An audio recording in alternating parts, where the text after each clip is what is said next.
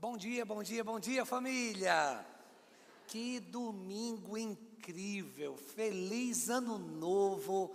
Hoje não é o início do ano civil, mas é o início do ano cristão. O ano civil é dia 1º de janeiro, inclusive nós teremos aqui uma virada do ano sensacional, mas hoje começa o ano cristão. A cristandade celebra no advento, 4 domingos antes do Natal, o início do ano litúrgico, do ano cristão, onde nós iremos nos preparar durante 4 domingos para a manjedoura, para o milagre, para o Emanuel, para o Deus conosco, para o nascimento do nosso Salvador. Então eu já quero começar desejando a você um feliz ano novo cristão.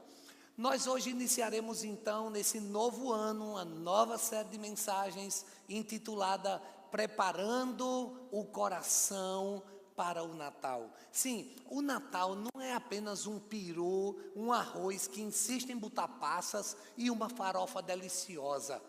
O Natal não é apenas um presente que é trocado ou um amigo secreto em que é amargado quando você compra um presente caro e ganha um presente barato. O Natal vai além de tudo isso. O Natal nada mais é do que o nascimento do Salvador. A luz, ela passa a brilhar. A vida, ela tem uma outra perspectiva. A história, ela é marcada pelo antes e pelo depois daquela manjedoura. Então nós precisamos nos preparar para o Natal. Inclusive, aqui é a nossa casa, já que hoje começa o ano cristão, nós iniciamos também a semana da virada, a semana mais esperada do ano. E esse ano nós estamos profetizando que nada será como antes. Haverá uma virada nas suas finanças, haverá uma virada na sua vida relacional, haverá uma virada na sua família, haverá uma virada na sua história. E só sabe o que eu estou dizendo quem vem, quem participa e quem desfruta. Inclusive esse ano, todos os dias, nós estaremos compartilhando vídeos de pessoas que vieram na semana da virada dos anos anteriores e como elas foram fortemente abençoadas, como uma virada aconteceu na vida delas. Todos os dias, um testemunho de uma virada em uma área diferente. E nós estamos convidando pessoas preciosas de vários lugares do Brasil, com uma unção poderosa para derramar sobre nossas vidas. É como se a gente tivesse um tipo de refeição o ano todo e no final do ano fosse servido uma refeição especial. Não é que é uma refeição melhor, mas é uma refeição diferente, especial. É algo em que você não come no cotidiano. E nós queremos então oferecer aqui para vocês, com pessoas que são ungidas, abençoadas em suas igrejas locais e vão derramar sobre nós aqui também nessa semana da virada. Então não perde por nada. A nossa igreja está fazendo esse investimento, porque a gente quer oferecer o melhor para a família. E será uma virada, será uma semana em que uma virada vai acontecer na sua vida. Eu só quero dizer que a semana da virada começa amanhã, porque ontem, pense numa desvirada da bexiga.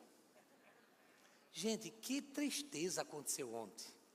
Inclusive a série de mensagens vermelhas dizem que é em homenagem ao que aconteceu hoje. Não tem nada a ver. Nós como igreja, a gente não celebra urubu, ninho, essas coisas não. Mas foi tão lindo, não a vitória, mas ver o povo de Deus reunido aqui na igreja, assistindo o jogo, torcendo, brincando. Gente, que clima gostoso de família. Foi muito lindo ver, sabe, essa diversidade, a brincadeira. Nós tínhamos aqui uma gigante torcida do Palmeiras, contendo 3 pessoas. Dentre eles, nosso postulante Lucas, uma mulher que estava vindo pela primeira vez com uma criança que, meu Deus, eu perguntei, como é seu nome? Ele, Mancha Verde. O menino ficou desolado, o menino ficou decepcionado. O menino ficou assim frustrado. Eu tive que fazer cura e libertação com o menino no final, para dizer a ele, meu filho, calma, esse ano você ainda tem 2 oportunidades de celebrar. Ele disse, o Palmeiras vai jogar contra quem? Eu, não, Natal e a virada do ano, meu filho. Calma, calma. Mas o fato é que foi muito lindo. Hoje é com pesar que eu comunico que este time, que tem como mascote um urubu, ele ganhou esse joguinho que aconteceu ontem.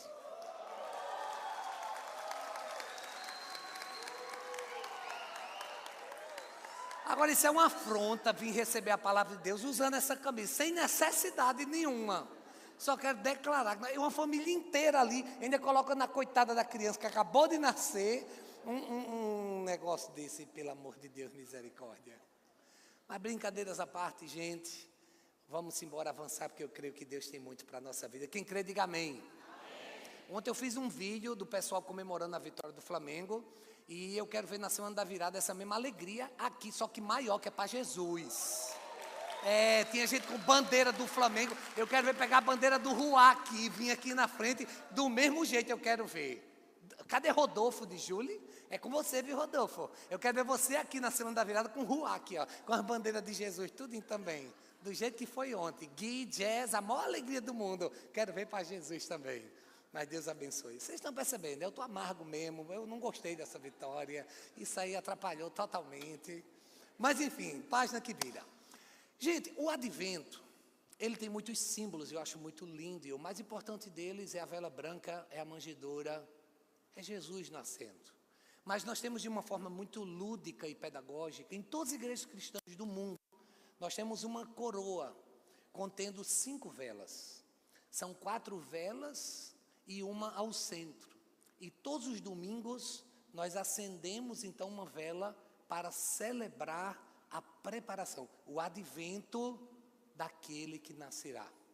E aqui em nossos cultos, todo domingo nós faremos isso, honrando a vida de um dos filhos dessa casa. E para acender a primeira vela do advento, eu quero convidar ela, cujo nome, na minha opinião, é o nome mais lindo que uma mulher pode ter. O nome dela é Maria. Maria, ela é mãe de 5 filhos. Maria é uma das fundadoras dessa casa. Ela serve há quase 25 anos no Sodalice do Altar. Ela é mãe do pastor Gustavo. Ela é mãe do doutor Diogo, que é ministro dessa casa. De Ana Beatriz, que sempre serviu também. Do Guilherme, do Ricardo. Ela é avó. Ela é filha amada do Pai. Ela é dedicada e ela é uma amada. E hoje nós queremos honrar a vida dela e de toda a sua família, pedindo para que ela acenda então a primeira vela do advento, que é a vela que traz a esperança. A esperança que precisa sempre conter em nossos corações. Pai, que essa vela que agora é acesa pela irmã Maria, seja a vela que vai iluminar com a tua luz as nossas vidas. Em nome de Jesus. Amém.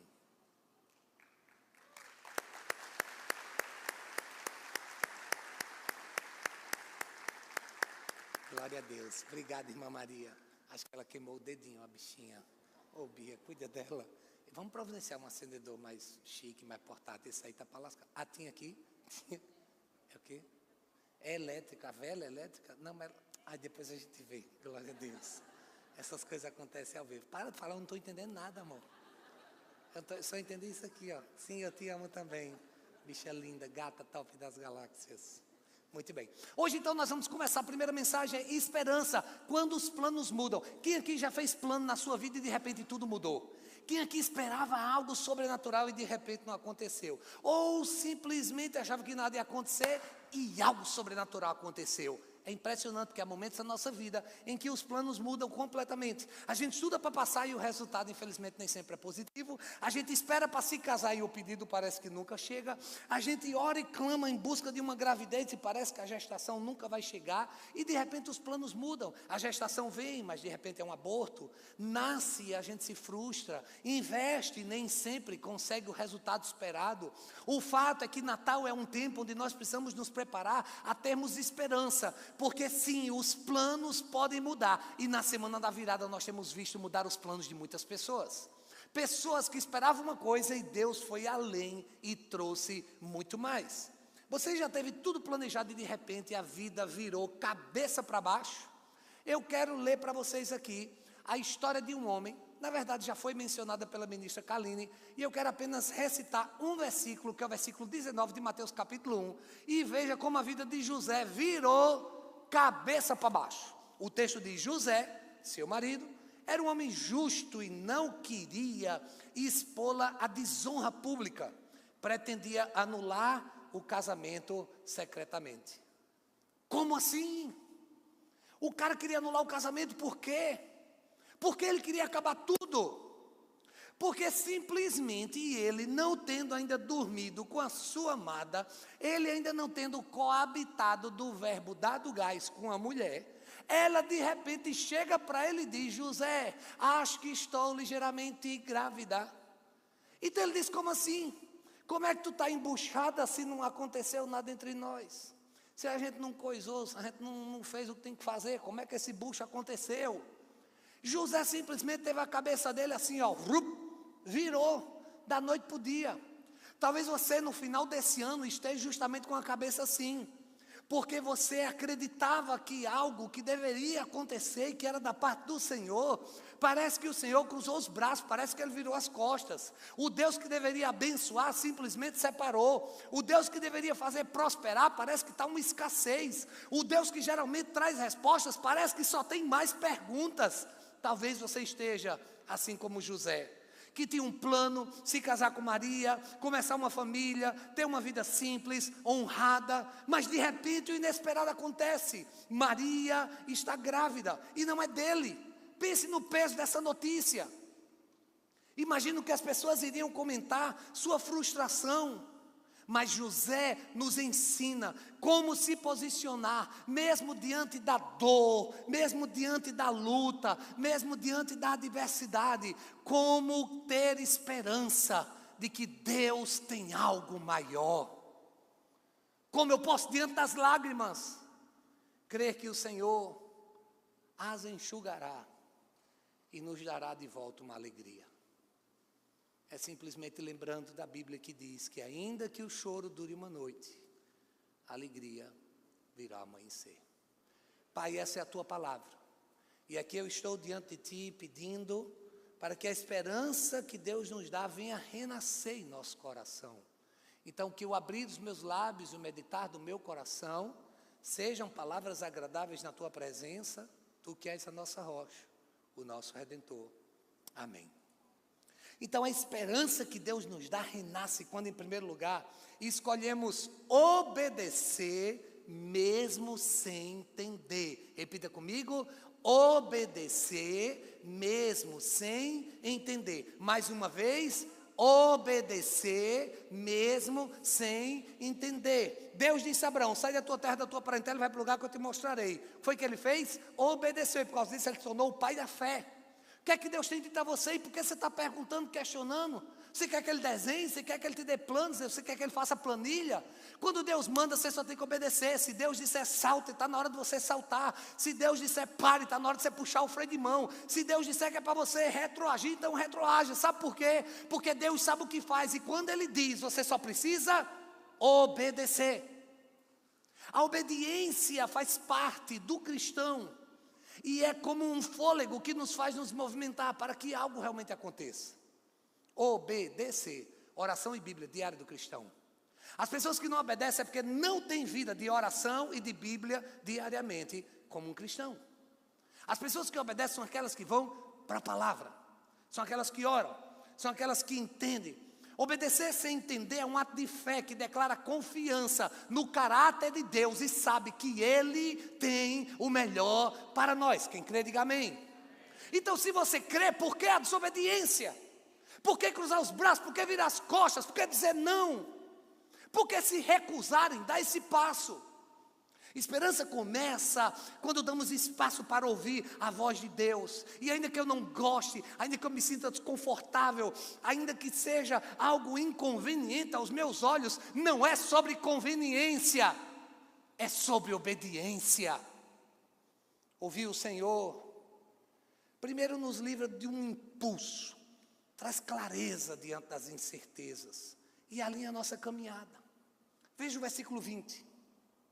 Mas depois de ter pensado nisso, apareceu-lhe um anjo do Senhor em sonho. Você precisa que um anjo apareça? Pois aqui está um anjo lorde britânico vestindo roxo, com salto primeiro andar, pronto para liberar sobre você uma palavra. E a palavra é: obedeça. O anjo chegou para José e disse: José, você não recebeu nenhum chifre. Não, ela não te traiu. Não, para de ficar pensando nessas coisas. O anjo apareceu em sonho, começou a trazer os sonhos do céu para a vida dele, para a família dele, para a posteridade dele. O que o anjo disse foi: José, você tinha planejado algo que era muito lindo, mas o que eu tenho para a tua vida é algo muito maior. José, através de você, e o que você vai fazer na vida de Maria, eu vou conduzir não uma geração, mas eu vou conduzir o planeta a uma transformação, para uma nova realidade. José, apenas obedeça, entenda. Eu sei que está difícil, mas se você ouvir a minha voz, se você entender os meus sonhos para a sua vida nunca mais será a mesma. Eu não estou dizendo que não é legítimo o seu sonho, não. Eu não estou dizendo que não é bom o que você quer para você, não. É bom, deve ser maravilhoso, mas eu só preciso que você entenda, é que os sonhos de Deus são maiores do que os meus, os planos de Deus são maiores do que os nossos, e o que o Senhor tem preparado para nós é incomensuravelmente falando muito maior. Então sai dessa mediocridade e apenas obedece, que você vai ver o que vai acontecer. Eu não disse que Ele vai te dar respostas. Eu te disse que você deve obedecer. E você vai ver que essas perguntas eram tão medíocres diante do que Ele vai fazer. Quando nós pensamos com calma, como José, quando nós discernimos com clareza a voz de Deus, tudo muda. E o Jim Peterson, ele disse: a obediência é a resposta da fé ao Deus que fala mesmo na escuridão. Como disse o filósofo Kierkegaard, fé nada mais é do que um salto no escuro, mesmo sem saber o que está diante de mim. É a certeza e a convicção de que Deus me ampara. Nós precisamos entender que diante da escuridão, dos planos frustrados, dos sonhos que não são realizados, apenas entenda a luz de um plano maior, que nem sempre você vai entender, está prestes a brilhar na sua vida. E talvez hoje você não esteja entendendo, mas na semana da virada, você vai compreender, porque o Deus que prometeu, é o Deus que vai cumprir. Quem crê, diga amém. Obedecer no escuro é declarar: eu não vejo tudo, mas eu sei em quem eu confio. Essa é a essência da fé cristã, é caminhar com Deus, mesmo quando não vemos o próximo passo, porque nós sabemos quem está nos guiando. Então a esperança que Deus nos dá renasce quando escolhemos obedecer, mesmo sem entender. Segundo lugar, cremos que Deus está fazendo algo maior que nós. Deus está fazendo algo maior, você crê nisso? Então declare sobre sua vida: faz, Senhor, algo maior na minha vida. A minha pergunta é: você está pronto para obedecer? Porque Ele tem algo maior. Crer que Deus está fazendo algo maior do que nós amplia a nossa perspectiva, fortalece nossa fé diante dos desafios. Quando nós entendemos que nós fazemos parte de uma história divina muito mais ampla, isso abre nossos horizontes. Gente, comprar os 9 primeiros terrenos, que ainda não terminaram nem de ser pagos, não se compara à agonia que está sendo comprar esse 10º. Só para vocês terem uma noção do que eu estou dizendo, nós temos mais de 1.000 membros, só tem 88 expansionistas. Vocês agora estão entendendo. Mais de 1.000 membros e só 88 pessoas colaboram. E tem gente que colabora com R$10, tem gente que colabora com R$10.000. E a gente nunca disse aqui que era sobre dinheiro, mas 88 pessoas, eu acho que isso fala muito sobre a nossa família. E hoje, quando a nossa ministra Kaline estava aqui falando, eu disse: eu não compro terreno nem tão cedo, em nome de Jesus. A pastora Emília disse: bispo, eu digo, pode anotar o que eu estou lhe dizendo, porque pense numa agonia. É lindo quando o Kaline sobe aqui e diz: gente, pagamos a 7ª parcela. Aleluia. A gente pagou a 7ª parcela, mas a gente não pagou o cartão, a gente não pagou um monte de coisa. Sabe por quê? Porque não tinha dinheiro, a gente tinha que pagar o terreno. O terreno foi pago, mas ficou um monte de coisa sem ser pago. E tudo bem, porque eu não quero que isso pese no seu coração, mas eu quero que você só compreenda um pouco de que o peso das nossas ações trazem consigo o peso também das consequências. E nós precisamos estar prontos a pagar o preço. Sim, eu sei, eu fui o que tomou a decisão. Eu fui aquele que disse, vamos comprar. Eu fui o impetuoso, eu fui o empolgado, eu fui o animado, eu fui o que deu passo. Não se preocupe, eu estou aprendendo a lição, mas eu também já estou vendo o resultado. Essa semana nos sentamos com o investidor, ele já fechou contrato, vai investir R$2 milhões, começa a construção em fevereiro da nova escola que será construída aqui, e no final de semana a Catedral Kids, para a glória de Deus. É isso. Já está fechado, já tem investidor, já está tudo certo. E durante alguns poucos anos, ele vai usar durante a semana, a gente vai usar no final de semana, e depois desses poucos anos, sabe o que vai acontecer? Ele coloca no contrato, ele vai ter que pagar para a gente um aluguel simbólico de apenas R$40 mil no que fosse hoje. Imagina daqui a 4 anos, quando isso começar, imagina a bênção que isso vai reverberar para a igreja, e lá na frente, no futuro, quando isso estiver acontecendo, eu vou dizer, louvado seja Deus, ainda bem, eu me lasquei todinho, mas deu tudo certo, aleluia. José está nesse momento. Meus amigos vão me chamar de corno. Meus amigos sabem que não rolou nada entre eu e Maria. A mulher chega com bucho.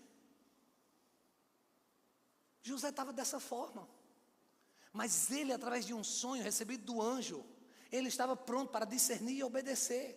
E agora ele estava entendendo que Deus tinha algo maior. O texto diz, pois o que nela foi gerado procede do Espírito Santo. José não é sobre um coito, não é sobre um sêmen, não é sobre uma gestação, é sobre algo sobrenatural. Escute isso. Não é sobre uma conta, não é sobre uma parcela, não é sobre um terreno, é sobre coisas que Deus está fazendo nessa casa, está rompendo, está nos fazendo viver em fé, está nos fazendo crer e dar passos ousados, aleluia! Uma pessoa entrou nessa igreja e disse, meu Deus, que igreja grande. Pode te dizer, não é não, porque essa semana não cabia de gente, era 2.000 pessoas aqui dentro, entupida, calor da bexiga, uma unção, uma minhaca misturada com unção, e eu, meu Deus, cadê o óleo da unção? Derrama o óleo aqui para melhorar esse ambiente, meu Jesus do céu, era gente, 15 dias antes da ministração, já não tinha mais ingresso sendo vendido, porque não cabia. Nós precisamos aumentar o nosso templo, nós precisamos continuar crescendo. Então eu já estou vendo as galerias sendo abertas, e é logo 2, imponente, e vai continuar assim. Uou. Eu já estou vendo. Não tem dinheiro, mas eu estou vendo. Doidinho, só que o irmão chega e diz, o que é que o senhor está vendo? Para eu lhe ajudar com alguma coisa. Eu estou vendo isso. A conta está aqui, dá tanto, de material, de mão de obra. Já está tudo prontinho. Só cai na besteira e me pergunta. O que José não conseguia entender era justamente como o Espírito Santo estava gerando. Escuta isso. O Espírito Santo está gerando hoje no teu coração coisas que nem você imaginava. O Espírito Santo agora está ministrando com você, está mexendo com a tua cabeça. Você não está entendendo o que está acontecendo e não vai entender mesmo não. Mas quando você vê, você vai compreender que é o Senhor quem está fazendo. E é algo muito maior. É algo muito maior do que você pensou. Então a esperança que Deus nos dá renasce quando a gente escolhe obedecer, mesmo sem entender. Cremos que Deus está fazendo algo maior do que nós. Em terceiro e último lugar, assumimos o nosso lugar no propósito de Deus. Deus tem um propósito na sua vida. E isso não é retórica. Isso é uma realidade. Essa semana eu fui convidado por uma família para tomar um café com leite. Não tinha leite, mas tinha café. E comer uma tapioca, que inclusive tinha queijo coalho assado. Oh, glória! Fui com a minha esposa visitar uma família aqui da igreja. Estão frequentando há poucos meses. E eu estava lá, quando eu cheguei, eu disse, Senhor, me dá um propósito para essa visita. Eu amo conhecer os filhos e filhas dessa casa. Mas quando eu estava lá, Deus me deu algumas palavras de conhecimento. E depois de alguns minutos de conversa, eu entendi tudo. Eu entendi o que Deus estava fazendo na vida daquela família. E deixa eu te dizer uma coisa. Graças à nossa família da fé. Aquele homem, ao invés de ser o sacerdote do seu lar, ele era um alcoólatra. Sim, um viciado. E por causa do seu vício, ele se endividou. E ele se envolveu com muitos agiotas. Ele simplesmente, quando estava bebendo, apagava só a imagem. E ele não sabia onde estava, com quem estava. Às vezes dormia no volante, dormia no meio da rua, dormia no bar, dormia na garagem quando o carro chegava. E não lembrava de nada. Quando chegava em casa, era vergonhoso. Sua filha tinha vergonha dele. Sua esposa orava e clamava para que o Senhor fizesse um milagre. O seu filho olhando ao seu pai, assim como um dia o seu avô fez com o seu pai, porque o avô também é alcoólatra. Aquele filho tão jovem estava começando a beber também. Só que o que é que acontece? Acontece que os patrões desse homem, que mora em Recife e frequenta a igreja Zion, me viram pregar lá em um dos cultos, e quando terminou o culto, o patrão dele falou com ele e disse: olha, na cidade que você mora, tem um bispo lá, e ele pregou uma palavra, e eu quero que você vá visitar a igreja desse bispo. Ele passava aqui na frente todos os dias para ir trabalhar, porque ele mora aqui no Bessa. E ele disse: eu sei qual é a igreja, é muito bonita, uma igreja nova, vá lá, vá, se você não for, vou lhe demitir. E com esse incentivo moral ele veio. E aqui no culto, ele entregou a vida a Cristo. E toda a sua família veio aqui à frente. Foi uma comoção. Nós oramos. Rapidamente nós passamos o nome deles para uma célula. A célula de Raif e Pati. E foi o que aconteceu. Segunda-feira, eles foram então para a célula. Quando estavam a caminho da célula, ele começou a brigar com a esposa. Ele é tímido, ele não é de falar. Ele é introspectivo. E quando chegaram lá na célula, ele disse: eu não vou, vá você só. Elas: vamos, amor, não vou não, esse povo é chato, não, vou fazer o quê? E eu vou chamar atenção, eu não quero ninguém olhando para mim. Elas: vamos, amor, lembre do que você fez ontem na igreja, você entregou sua vida a Jesus, deixa Jesus fazer a obra. Ele disse: não, eu quero tomar um. Ela disse: não, amor, vamos. E de uma forma muito sábia, com a mulher que constrói, ela conduziu aquele homem para a célula. E ele participou da célula inteira calado. Mas chegou uma hora da cadeira do milagre. E quando o Raif perguntou: alguém aqui tem algum pedido para a cadeira do milagre? Ele, inusitadamente, abriu sua boca e disse: eu sou alcoólatra e eu quero parar de beber. A mulher dele olhou para ele como quem, sem acreditar, e perguntou: quem foi o anjo que entrou na vida desse homem? Ele fez um pedido, botaram ele na cadeira do milagre e oraram por ele. Sabe o que aconteceu com esse homem?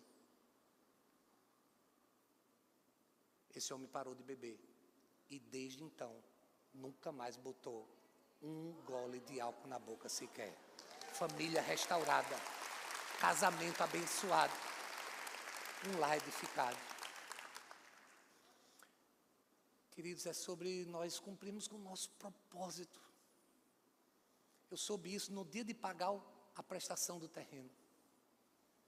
E eu disse: vale a pena o sacrifício. Vale a pena. Se em algum momento eu pensei em desistir, se em algum momento eu pensei em olhar para trás, se em algum momento eu titubeei, hoje, diante de Snake e de Raquel e daquela linda família, eu ali me senti envergonhado e disse: vale a pena ser igreja. Nós precisamos, como igreja, assumir o nosso lugar no propósito de Deus. A Bíblia nos diz, no verso 24 de Mateus capítulo 21, que quando acordou, José fez o que o anjo do Senhor lhe tinha ordenado. Hoje, depois desse culto, você está pronto para fazer aquilo que o Senhor está falando com você, agora por meio da sua palavra? Você está pronto para tomar uma decisão, para deixar esse vício de lado, para parar de agir como quem não agrada mais ao Senhor? Você está pronto para mudar sua postura diante da sua esposa, diante dos seus filhos, diante da sua casa, diante das suas finanças, diante da sua igreja, diante do seu Deus que te criou, te amou e morreu na cruz do Calvário por você?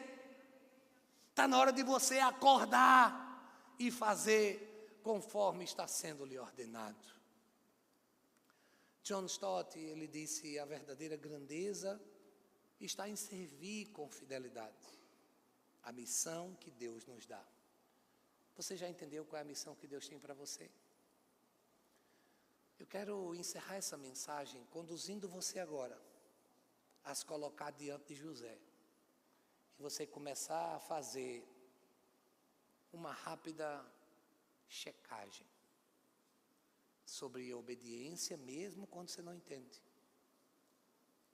Sobre compreender que Deus tem algo maior do que você mesmo pensou.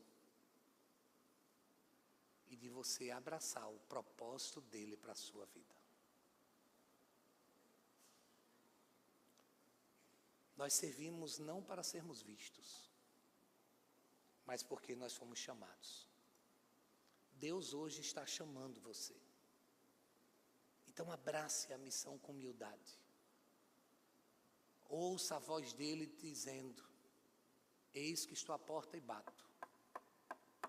Se alguém abrir a porta, eu entrarei, cearei com ele, ele comigo. Talvez você entrou aqui hoje nesse templo envergonhado, porque sabe que um dia abriu a porta, mas bagunçou tudo. Hoje é dia de reconciliação. Ou talvez você não participa de uma igreja há tanto tempo, mas sabe que precisa de uma família da fé. Hoje o Senhor está te trazendo de volta. José poderia ter desaparecido da história, mas ele escolheu crer, obedecer e permanecer no propósito. Ele não foi o protagonista, mas ele foi o fiel homem que no papel que Deus lhe deu, isso foi suficiente para ser parte da redenção do mundo. Natal é sobre isso. É Deus incluindo a mim e a você, pessoas comuns, no seu plano eterno. Que tal assim como José? Talvez você esteja lidando com surpresas difíceis na sua vida. Situações que não fazem sentido nenhum. Mas e se Deus tiver plantado esperança exatamente aí? Porque eu creio que é isso que Ele está fazendo. Hoje, tomando uma decisão. A decisão mais importante da sua vida. Confiar em Jesus. E crer que Ele é o Salvador que nasceu e que hoje pode nascer no seu coração também. Se essa palavra faz sentido para você, fique em pé no seu lugar. Porque hoje nós vamos orar para que Jesus não apenas nasça lá em Belém, mas que Ele venha nascer também no seu coração. Que hoje você possa entregar a sua vida a Jesus, não fugir mais dele, e entender que Ele tem propósito na sua história. Não é sobre os seus sonhos, é sobre os sonhos de Deus na sua vida. Então feche os seus olhos por um minuto e faça dessa canção a sua oração.